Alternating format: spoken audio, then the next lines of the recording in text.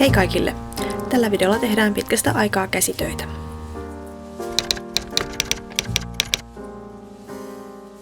Vuosi sitten mä julkaisin 2 vaatteiden tuunaamiseen keskittyvää videota ja nyt tämä sarja saa jatkoa.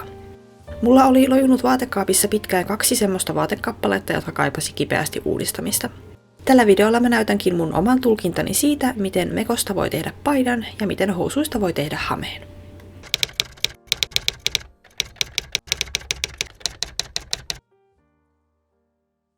Tässä ovat tämänkertaiset tuunattavat vaatteet. 1 mekko ja 1 housut.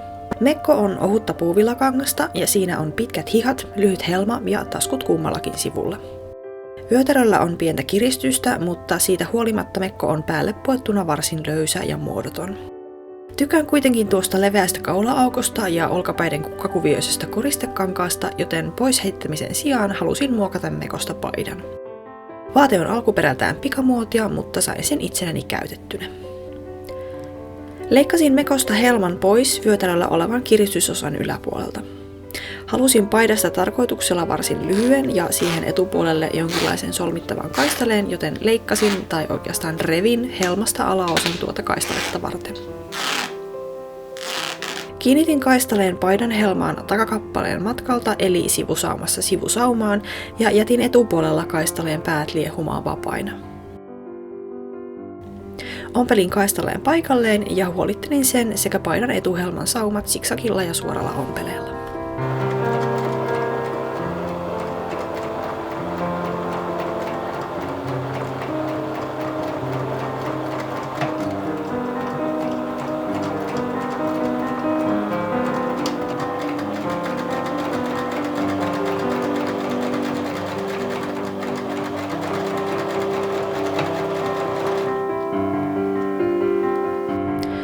Seuraavaksi tein jotain sellaista, mitä en ollut aiemmissa ompeluprojekteissani kokeillut, nimittäin kankaan laskostamista Pintack-tekniikalla. En ole löytänyt tälle termille selvää suomennosta, mutta näytän mitä tarkoitan. Eli siis pujotin käsin ommelen hieman tavallista paksumman ompelulangan siihen kohtaan kangasta, johon halusin kiristystä, tässä tapauksessa hihan ulkosivulle. Lankaa vetämällä keräsin kangasta ikään kuin rypyiksi. Laitoin ison määrän nuppineuloja pitämään nämä pienet laskokset paikallaan ja ompelin niiden päältä ompelukoneella, jolloin laskokset kiinnittyivät paikoilleen. Lopuksi vedin kiristyksen käyttämäni langan pois ja tietysti poistin nuppineulat. Lopputuloksena hiha lyhentyi täysipitkästä kyynän mittaiseksi ilman, että kangasta olisi leikattu. Tein samanlaisen laskostuksen myös toiselle hihalle. Halusin rypytystä myös paidan etuhelmaan, mutta päälle pukemisen helpottamiseksi tein tämän ompelemalla kuminauhan helman alareunaan. Kiinnitin siis kuminauhan lyhyistä päistään paidan sivusaumoihin ja ompelin sen päälle ohuesta kangaskaistaleesta kujan, jonka sisällä nauha saa venyä ilman, että se hiertää ihoa. Tässä valmis paita. Lattialle viskattuna se ei näytä kummoiselta, mutta videon lopussa näytän, miten hieno siitä tuli päälle puettuna. Toinen tuunattava vaate on tämä puuvillasekoitteinen housupari, jonka sain niin ikään käytettynä. Pidinkin housuja ahkerasti ja paikkasin sisäreisiin tulleet reijät jo kertaalleen, mutta niin vain reijät levisivät paikoista huolimatta entistä laajemmalle alueelle. Housuina näitä en siis enää kehdannut käyttää, mutta totesin, että näistä saisi muokkaamalla varsin kelvollisen hameen, varsinkin kun vyötärö ja taskut olivat säilyneet ehjinä. Niinpä saksin housuista lahkeet koko pituudeltaan irti ja aloin rakentaa hametta lantion peittävän yläosan ympärille.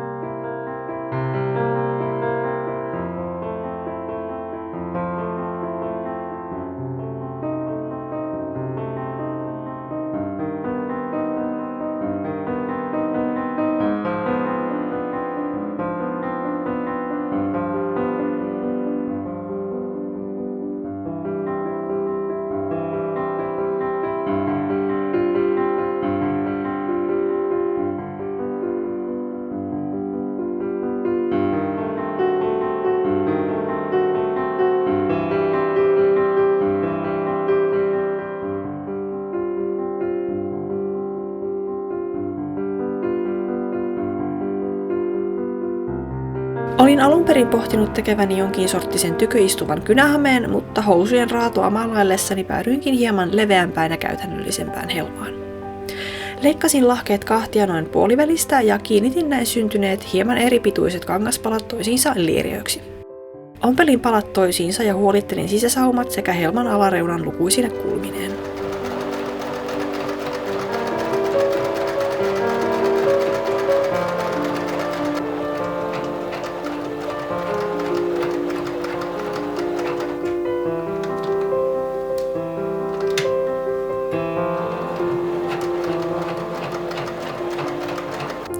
Kiinnitin lieriön vyötärökappaleeseen oikeat puolet vastakkain, tehden sinne tänne pieniä vekkejä, koska lieriön yläreuna oli ympärysmitaltaan hieman suurempi kuin vyötärökappaleen alareuna.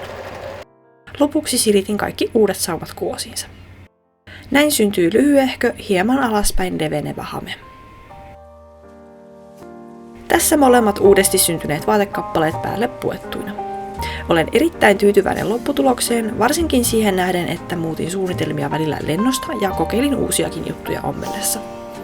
Paidasta tuli tosi söpö, varsinkin nuo rypytykset helmassa ja hihoissa tekivät tästä todella herttaisen.